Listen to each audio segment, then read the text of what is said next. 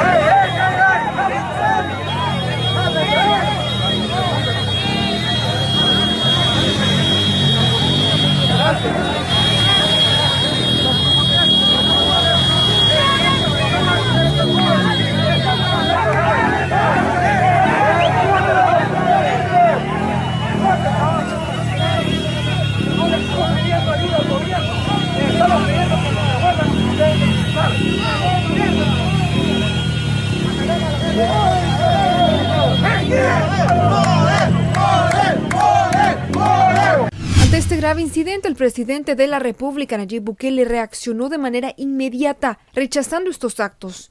En Twitter, el mandatario dijo: "Y la Sala, y Raúl Melara, y Apolonio en la Procuraduría para la Defensa de los Derechos Humanos, y el IDUCA, ¿no saldrán a defender los derechos humanos del pueblo trabajador? ¿O solo para proteger a los diputados, a los alcaldes y a los partidos de la guerra y a sus dueños sirven las instituciones?". La violencia contra periodistas fue también parte de las acciones de manifestantes de la alcaldía de Soyapango, que realizaron durante el bloqueo de las calles para exigir el pago del FODES al gobierno central. El equipo de prensa fue amedrentado por los empleados de dicha comuna en las inmediaciones de los centros comerciales sobre el Boulevard del Ejército. Haciendo uso de megáfonos, los manifestantes impidieron que los profesionales de la comunicación pudieran documentar eficazmente los hechos suscitados por las protestas en dicho. Hagámonos sentir ante el gobierno central, hagámonos sentir de que no se escuchen, que nos den el FODES que por 5 meses no lo han dado. ¡FODES! ¡FODES! ¡FODES! ¡FODES!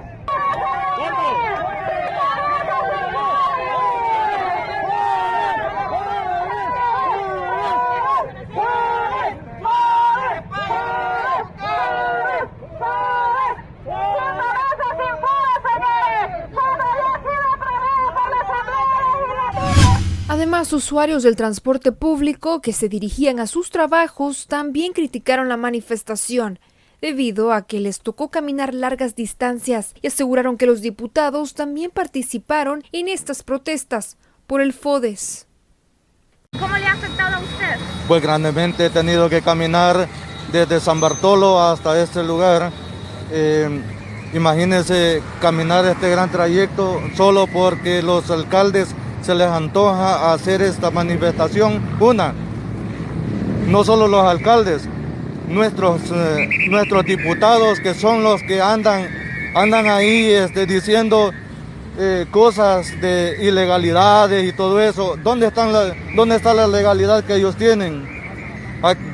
Hoy que venía en el camino, Carlos Ruiz estaba en la entrada al Matasano, coordinando todo ese conflot.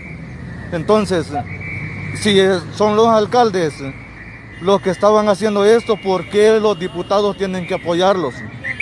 Entonces, ¿a quiénes afectan?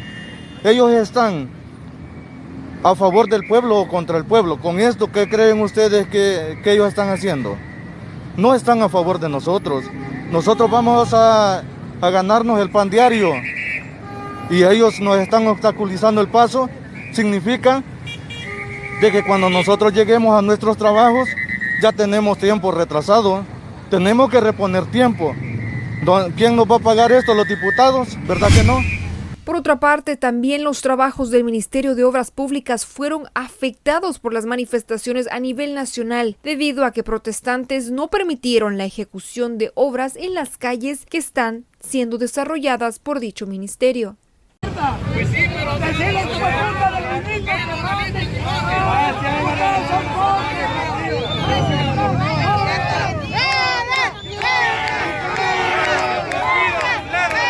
Y como consecuencia, la Fiscalía General de la República mandó una nota a la PNC en la que le ordena designar un investigador para indagar si los alcaldes y los empleados municipales bloquearon las principales carreteras de acceso a San Salvador la mañana de este martes 6 de octubre, ya que pudieron cometer el delito de limitación ilegal a la libertad de circulación. El direccionamiento funcional que publicó en sus cuentas de redes sociales Raúl Melara, fiscal general, está dirigido al jefe de la PNC. Melara recalcó que la ley debe aplicarse igual para todos.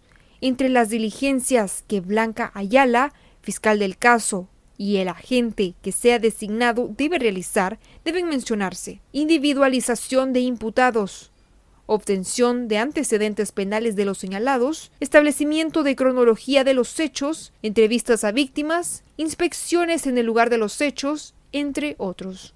Cambiando de tema, el diputado por el Partido Arena, Mauricio Vargas, reiteró que los salarios a empleados públicos de la Asamblea Legislativa están contemplados en la Ley de Presupuesto General de la Nación, por lo tanto es intocable. El parlamentario reiteró que el gobierno comete desacato de las leyes del país. Sigo diciendo, hay un rompimiento de la democracia, hay un desmantelamiento de la democracia, hay un desacato al cumplimiento de las leyes, hay una cantidad de cosas que están en el medio.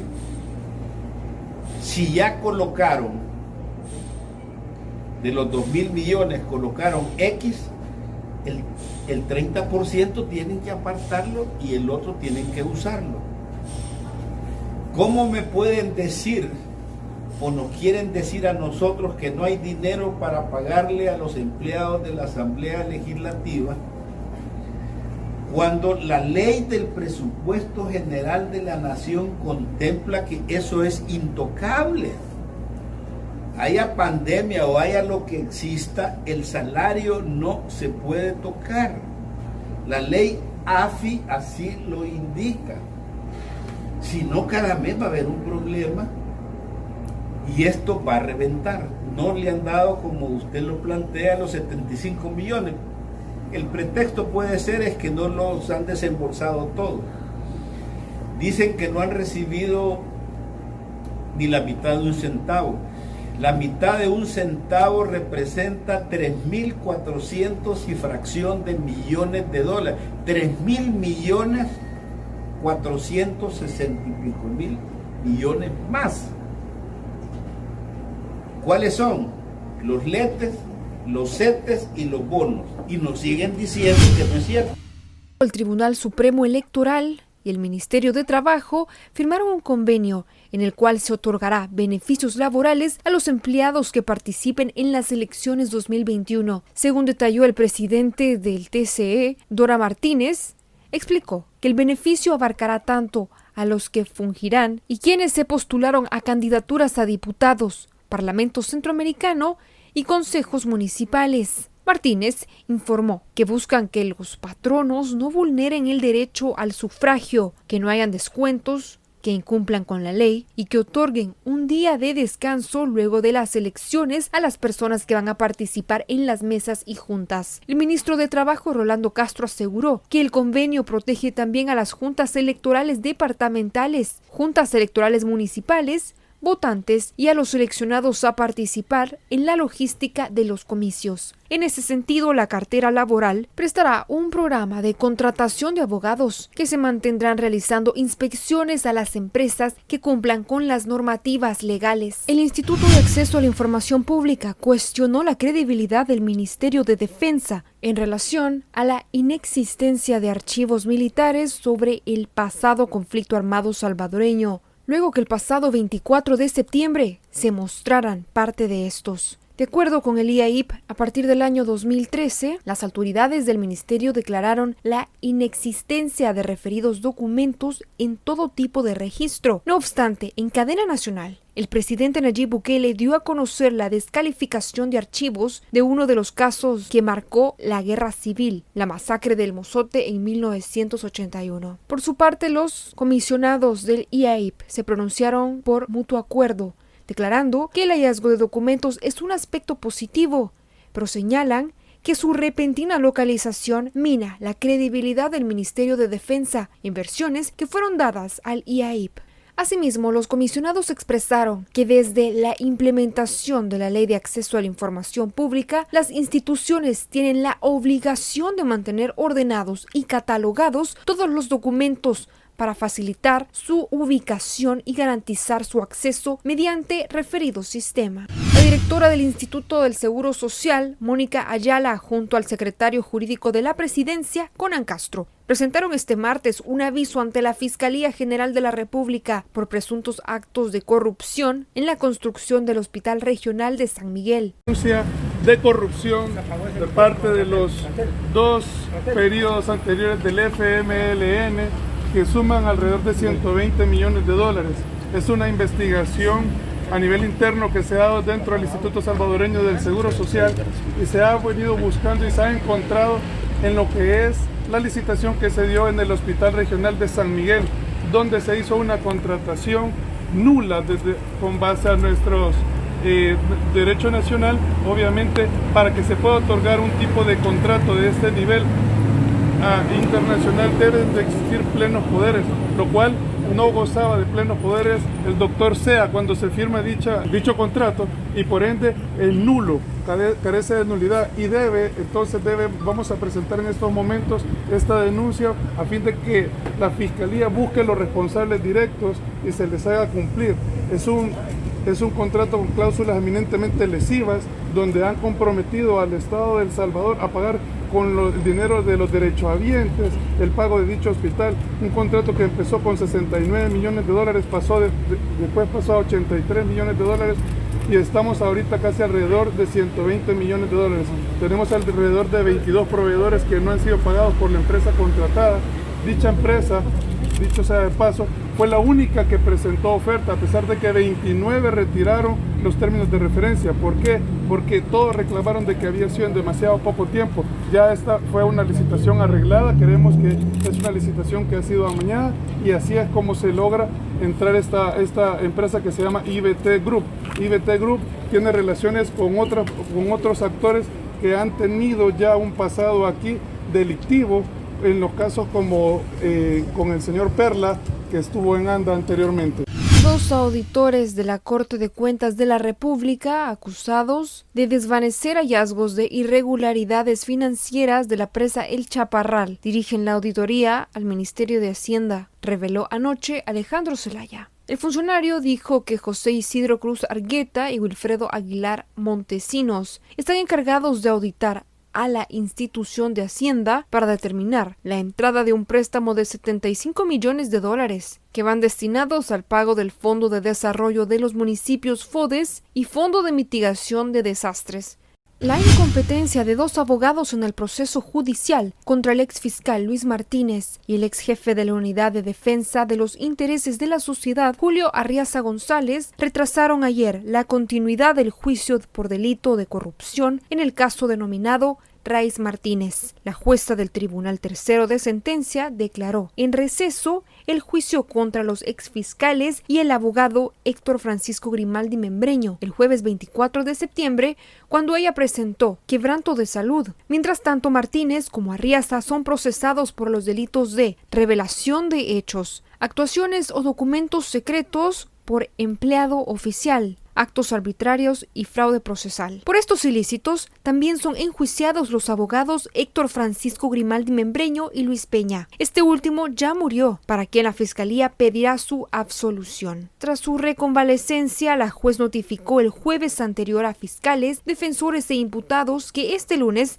se reanudaría la diligencia. Las partes acudieron ayer al tribunal, pero poco después fueron avisados que todos los abogados de Arriaza González no comparecerían, uno por estar enfermo y el otro por tener un juicio en otro juzgado, explicó el fiscal del caso.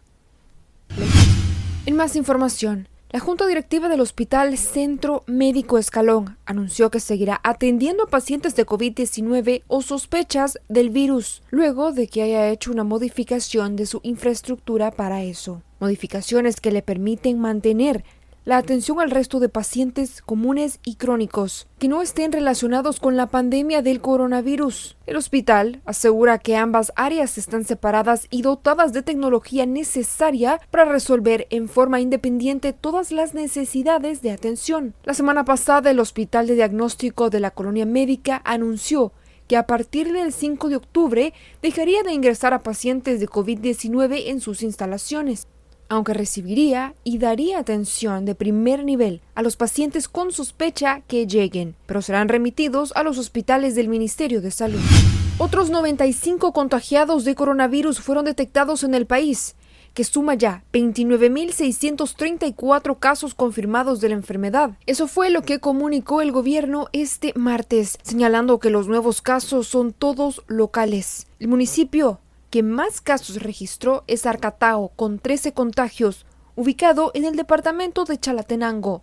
Según los datos oficiales registrados en el sitio habilitado por el gobierno sobre las cifras de la pandemia, de los 29.634 casos confirmados del virus, 4.240 están activos. El grupo etario que ha sido más afectado por la enfermedad está en el rango de edad entre 20 y 39 años, con 12.270 casos, seguido por el grupo de entre 40 y 59 años, con 11.851. Además, hay 869 fallecidos a causa del virus, luego que anoche el Ministerio de Salud confirmara 4 nuevos decesos. Las víctimas son 2 hombres entre 60 y 70 años, un hombre mayor a 80 años y una mujer entre 30 y 80 años de edad. Cambiando de tema, una persona falleció y otra más resultó lesionada en un accidente registrado sobre la calle que conduce hacia el municipio de San José Villanueva, en el departamento de La Libertad. De acuerdo a los primeros reportes, los conductores de 2 vehículos particulares chocaron de frente, resultando uno de ellos fallecido tras el impacto. El fallecido fue identificado como Manuel de Jesús Ramos Cartagena, de 29 años de edad. Al lugar se hizo presente una ambulancia de Cruz Roja salvadoreña, quienes trasladaron a los afectados a los centros de asistencia, específicamente al Hospital San Rafael en Santa Tecla, y estos fueron identificados como Juan Antonio Grande, de 62 años, David Alejandro Pérez, de 18 años, Walter Ezequiel Flores, de 21 años de edad, otro no identificado de aproximadamente 25 años de edad, trasladado inconsciente. Este martes, agentes de la PNC presentaron a 2 delincuentes detenidos luego que perpetraran un robo en el municipio de Santa Elena, departamento de Usulután. Los delincuentes fueron identificados como José Samuel Hernández, mejor conocido por el alias Siguanaba, y José Isaías Robles. De acuerdo al reporte oficial de las autoridades, los sujetos amenazaron con arma de fuego a las víctimas para despojarlos de sus pertenencias. Al momento de los arrestos se les incautó un vehículo y una motocicleta en las cuales se movilizaban para cometer los asaltos, además de $200 en efectivo que se presume fueron obtenidos producto de los actos ilícitos. Ambos delincuentes esperan ya en una Bartolina policial para iniciar un proceso judicial por el delito de robo agravado. Agentes de la PNC registraron este martes la captura de un traficante de personas que operaba en el occidente del país. Según el informe de las autoridades, se trata de Luis Ángel Peña, quien fue intervenido en un autobús en la frontera La Achadura, en el departamento de Ahuachapán. Al momento del arresto tenía en su poder $5,000 en efectivo, producto del crimen cometido contra una persona, y además 2 celulares, los cuales serán inspeccionados. Durante un operativo en la misma jurisdicción, capturaron a Marco Tulio Contreras, que tenía en su poder un arma de fuego, de la cual no portaba documentación que amparara su procedencia legal. Contreras, perfilado como miembro activo de una pandilla, será procesado por los delitos de tenencia ilegal de una pistola y tráfico. La PNC confirmó este martes 6 de octubre la captura de uno de la lista de los 10 más buscados por la justicia salvadoreña. Se trata de Orlando Balmore Nieto Santamaría, miembro activo de la pandilla 18 revolucionaria y originario del municipio de Atiquizaya, en el departamento de Ahuachapán. El delincuente, mejor conocido dentro de las pandillas criminales con el alias Chele Smiling, tenía cuentas pendientes con la justicia por diversos delitos. Al momento de su captura, residía en el municipio de San Pedro Perulupán, Cuscatlán. El terrorista era buscado desde el año 2016. El Tribunal Primero de Sentencia de Zacatecoluca condenó a 3 miembros de la Mara Salvatrucha que fueron encontrados culpables de haber asesinado a una persona en febrero de 2019 en el cantón Buenavista del municipio de Olocuilta, La Paz. Los delincuentes condenados son Enrique Alexander Hernández Rodríguez, Francisco López Navarrete Cruz y Milton Mauricio Cortés Hernández, todos responsables de la muerte de Juan Ezequiel Hernández Rubio. En relación de los hechos, autoridades detallaron que la víctima se encontraba en su vivienda cuando llegó un grupo de sujetos y le dispararon, causándole lesiones en diferentes partes del cuerpo, por lo que fue trasladado al Hospital Nacional Rosales en el departamento de San Salvador, donde posteriormente perdió la vida. Bien, y ahora comenzamos nuestro recorrido alrededor del mundo. Le comentamos que pocas horas después de ser dado de alta tras su positivo por COVID-19, el presidente estadounidense Donald Trump anuncia por Twitter su intención de acudir al segundo debate electoral contra Joe Biden. Donald Trump anuncia su intención de acudir al debate electoral del próximo día 15.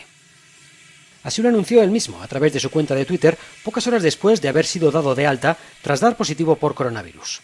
En otro mensaje, y respecto a este asunto, el presidente estadounidense aseguró sentirse perfectamente. El del día 15 en Miami sería, si finalmente Trump acaba presentándose al mismo, el segundo de los 3 debates electorales previstos entre el actual presidente y el candidato demócrata Joe Biden, tras el del pasado día 29 en Cleveland y antes del último y definitivo cara a cara en Nashville el 22 de octubre. El reciente positivo de Trump hacía pensar que su campaña electoral cambiaría sensiblemente, más aún después de que su médico personal reconociera que el presidente aún no está fuera de peligro. Sus últimos mensajes confirman, no obstante, su intención de seguir luchando por la Casa Blanca en una carrera que finaliza el 3 de noviembre y en la que marcharía hasta 16 puntos por detrás de su rival, según encuestas de medios nacionales. En múltiples estados, como en Ohio desde este martes, ya han empezado a votar. Trump hace frente al más difícil todavía.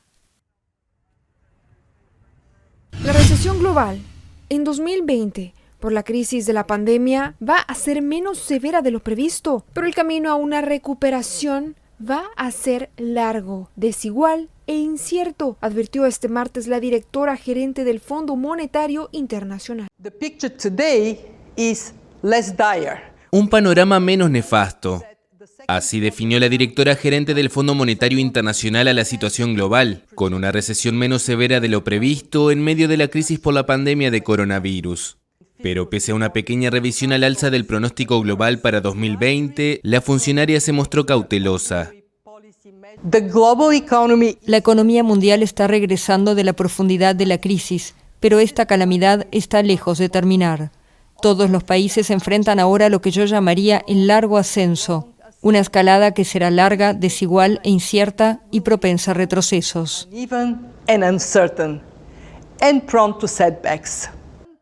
La directiva destacó la importancia del apoyo estatal para poner un piso bajo la economía global, pero agregó que se han visto diferentes resultados porque en los países ricos la política fue dar lo que fuera necesario y en los países pobres lo que fuera posible. Georgieva no adelantó las cifras que serán publicadas la próxima semana en el informe de perspectivas de la economía mundial. En junio, el FMI publicó una actualización muy sombría de sus previsiones, en la que estimó una contracción de la economía global de casi 5% frente a una proyección de caída de un 3% del Producto Interior Bruto Mundial hecha en abril. Para Latinoamérica y el Caribe, el fondo pronosticó entonces una contracción del PIB de 9,4% en 2020, y las contadas actualizaciones han mostrado un escenario dispar. París comenzó este martes el primero de los 15 días en los que las autoridades locales han aumentado las restricciones para frenar el avance de la pandemia, que han obligado a los bares a cerrar y a los restaurantes a aumentar los controles. París ha comenzado este martes el primero de los 15 días en los que las autoridades locales han aumentado las restricciones para frenar el avance de la pandemia. La situación en la capital francesa ha obligado a los bares a cerrar y a los restaurantes a aumentar los controles. La normativa marca el cierre total de cafés y bares, pero permite abrir a los restaurantes a condición de respetar un protocolo sanitario más estricto. Estos establecimientos podrían acoger a un máximo de 6 personas por mesa, con al menos 1 metro entre los diferentes grupos, y es obligatorio anotar el nombre y teléfono de los clientes para alertarlos en caso de contagio. Locales como Mami se mantienen alerta de lo que pueda pasar con la entrada en vigor de las nuevas restricciones. C'est le principal. Mais en moyenne, sur Paris, on perd entre 30 et 50% de clientèle depuis le déconfinement. Il y a beaucoup plus de télétravail et donc c'est un peu problématique, mais on essaye de tenir.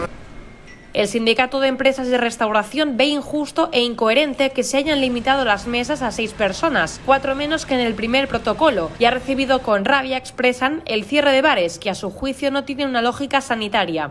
La capital francesa fue considerada zona de alerta máxima este lunes al superar la tasa de incidencia de coronavirus superior a los 250 casos en los últimos 7 días por cada 100.000 habitantes entre la población en general, a los 100 entre las personas mayores y más del 30% de las UCIs ocupadas por enfermos de COVID-19. Además, las nuevas normas temporales fijadas afectan a las universidades, donde se restringirá la asistencia presencial a las clases en un 50%, gimnasios y piscinas cerrarán y los comercios limitarán el aforo a un cliente por cada 4 metros cuadrados. El objetivo de las autoridades francesas es evitar que el nivel de enfermos de coronavirus en las UCIs, actualmente al 36%, alcance el 50%, lo que colapsaría el sistema hospitalario. Hasta el momento, Francia ha registrado más de 624.200 casos de COVID-19 y 32.299 fallecimientos, con un incremento importante de contagios en las últimas semanas. Además, la tasa de positivos ha ido subiendo y ha alcanzado el 8,6% de las pruebas de diagnóstico.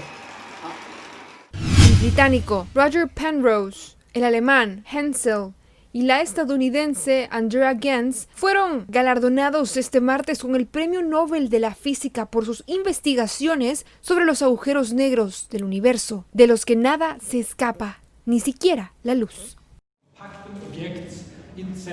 El Premio Nobel de Física fue otorgado el martes a 3 expertos sobre agujeros negros.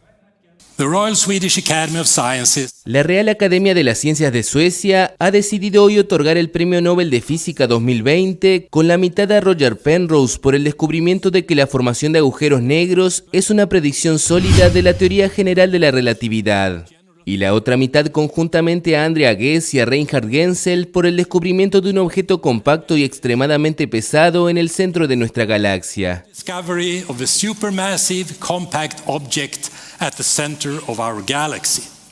Ghez se convirtió en la 4ª mujer que gana un premio Nobel de Física, el más masculino de los 6 prestigiosos galardones.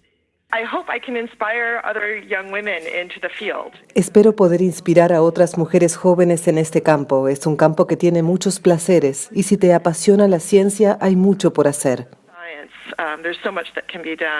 Los agujeros negros supermasivos son un enigma de la astrofísica, sobre todo por cómo llegan a ser tan grandes. Su formación centra muchas investigaciones.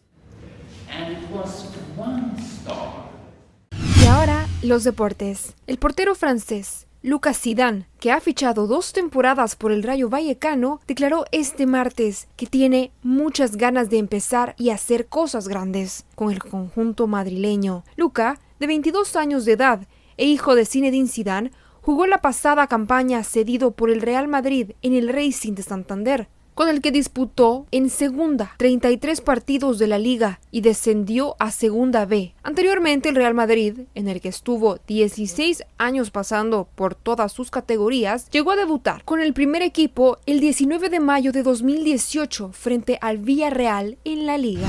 Ahora, los espectáculos. El mundo del rock está de luto. Eddie Van Halen, fundador de la icónica banda de rock que lleva su apellido, falleció este martes a los 65 años tras una larga batalla contra el cáncer. La lamentable noticia la dio a conocer su hijo a la 1:26 de la tarde, diciendo en su Twitter: "No puedo creer que tenga que escribir esto, pero mi padre ha perdido la larga y ardua batalla contra el cáncer. Mi corazón está roto y no creo que se recupere completamente por esta pérdida". El músico fue conocido mundialmente por ser el guitarrista y miembro fundador de la banda de hard rock Van Halen junto a su hermano Alex. Interpretaron canciones como Jump, Can't Stop Loving You y otros éxitos.